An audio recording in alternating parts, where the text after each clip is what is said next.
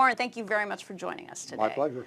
What we're trying to get to the bottom of is, what was the worst trade you ever made, and what'd you learn from it? The dumbest thing I ever did. Yeah, the dumbest thing you ever did. The dumbest stock I ever bought was, drum roll here, Berkshire Hathaway. And that may require a bit of explanation. It was early in 1962, and I was running a small partnership, about $7 million. They call it a hedge fund now.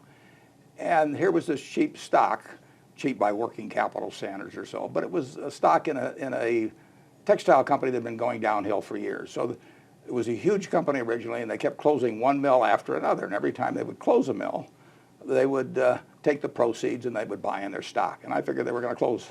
They only had a few mills left, but they would close another one. I'd buy the stock, I'd tender it to them, and make a small profit. So I started buying the stock. And in 1964, we had quite a bit of stock. And I went back and visited the management, Mr. Stanton. And he looked at me and he said, Mr. Buffett, we've just sold some mills. We've got some excess money. We're going to have a tender offer. And at what price will you tender your stock? And I said, $11.50. And he said, do you promise me that you'll tender at $11.50? And I said, Mr. Stanton, you have my word that if you do it here in the near future, that I will sell my stock at $11.50. I went back to Omaha, and a few weeks later, I opened the mail. Oh, you have this. And here it is, a tender offer from Berkshire Hathaway. That's from 1964. And if you look carefully, you'll see the price is 11 3/8. He chiseled me for an eighth. And if that letter had come through with 11 1/2, I would have tendered my stock. But this made me mad. So I went out and started buying the stock, and I bought control of the company and fired Mr. Stanton. And we went on from there. Now, that sounds like a great little morality tale at this point. But the truth is, I had now committed a major amount of money to a terrible business. And Berkshire Hathaway became the base for everything pretty much that I've done since. So in 1967, when a good insurance company came along, I bought it for Berkshire Hathaway.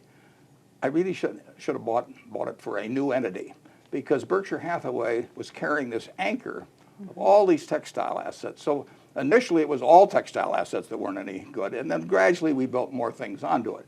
But always we were carrying this anchor, and for 20 years I fought the textile business before I gave up.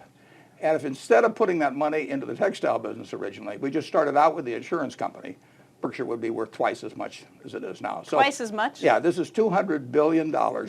You can figure that comes about because the genius here thought he'd run a textile business. Why $200 billion? Well, because if you look at taking that same money that I put into the textile business and just putting it into the insurance business and starting from there, we would have had a company that, because all of this money was a drag. I mean, we had a net worth of $20 million, and Berkshire Hathaway was earning nothing year after year after year after year. And so there you have it, the story of a $200 billion. And incidentally, if you come back in 10 years, I may have one that's even worse. If you had to look at a moral for that story, though, is it don't cut off your nose to spite your face? I would say that no matter whether you've cut off your nose to spite your face or whatever, if you get in a lousy business, get out of it. I mean, it was a terrible mistake just because I drifted into it in a sense. And I've always said that if you want to be known as a good manager, buy a good business. I mean, that's the way to do it, and then everybody will think you're smart.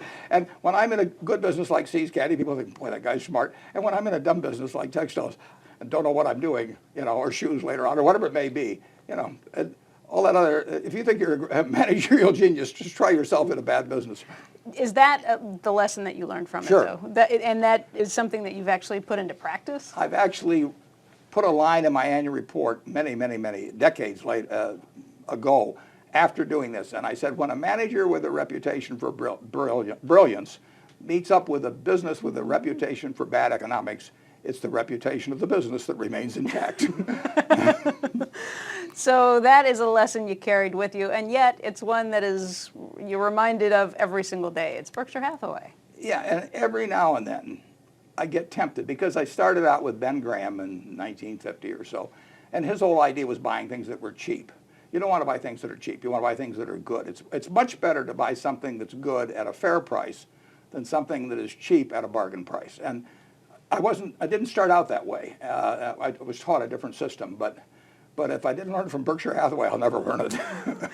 How long did it take you to figure out this lesson? You said it was it took me 20 years to give up on the textile business. I had a wonderful guy running it after Seabury Stanton. A fellow named Ken Chase ran it, and he was terrific, honest and able, hardworking, and he couldn't make it go. But we just kept working at it and trying. We bought another textile company called Wambeck Mills in Manchester, New Hampshire. Another mistake. If you're going to be brilliant with a lousy business, why not be brilliant with a good business? But really, it took 20 years for you to finally give up on it. When did you kind of figure, oh, this is not working? Was it really 20 years, or did you kind of know? No, I figured it out fairly soon, but I just kept thinking I'm not going to give up on this. And incidentally, we had a workforce that was terrific. I mean, it was, we weren't done in it by anything except competitive dynamics. And we'd buy new equipment, or we would add this mill in Manchester, and we'd say, look at all the synergies and all that. Nothing works. In fact, I used to have a desk in my drawer, and they would keep sending me these things that if we buy this machine, we'll save 14 people. If we buy this machine, we'll save 12 people. I kept putting in my drawer, we bought all those machines, we'd save more people than we had at the start of the, supposedly we were operating with 0 people, but it doesn't work that way. Is there any business that you didn't get into because you thought, wait a second, I've been down this road before, where you were tempted and you kind of pulled back? I get calls on them every day. You know, I mean, I get calls, not every day, I mean, it's an exaggeration, but I get calls frequently on businesses that are just too tough, you know, and people say, you know, why don't you tackle it? You know, you've got all these resources now and good managers. But the interesting thing about business, it's not like the Olympics. In the Olympics, you know, if you do some dive off the high board and have 4 or 5 twists and everything on the way down, and you go into the water a little bad, there's a degree of difficulty factor. So you get more points than some guy that just does a little head first dive in perfectly. So degree of difficulty counts in the Olympics. It doesn't count in business. You don't get any extra points for the fact that something's very hard to do. So you might as well just step over 1-foot bars instead of trying to jump over 7-foot bars. You know, people will say, well, wait a second, you're in some businesses that some people have written off for dead. The newspaper business. How is that different? They're right.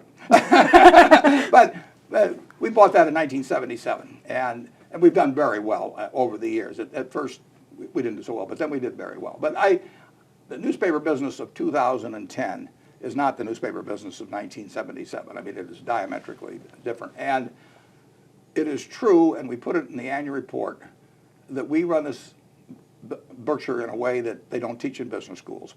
Because in business schools, they say, sell off your so-so businesses and keep buying new businesses. I call that gin rummy management. And if I have 50 kids, you know, and one of them isn't doing quite as well as the others, I'm not going to put them out for adoption unless they are going to lose us money permanently, or if they have major labor difficulties. We keep the businesses that aren't as good as the others. So if I'm going to follow that philosophy, I better be very careful about what I buy, right? Exactly. What about your business partner, Charlie Munger? What would he say your biggest mistake is? Well, he would probably repeat this, and I would say I've learned a lot about what I've just got through talking about. I've learned a lot from Charlie. Charlie told me this from the first moment I met him in 1959. He said exactly. I could have saved myself a lot of trouble if I just listened to him. But what did Charlie know? Okay, Warren, thank you very much. We really appreciate your time. Thanks for having me.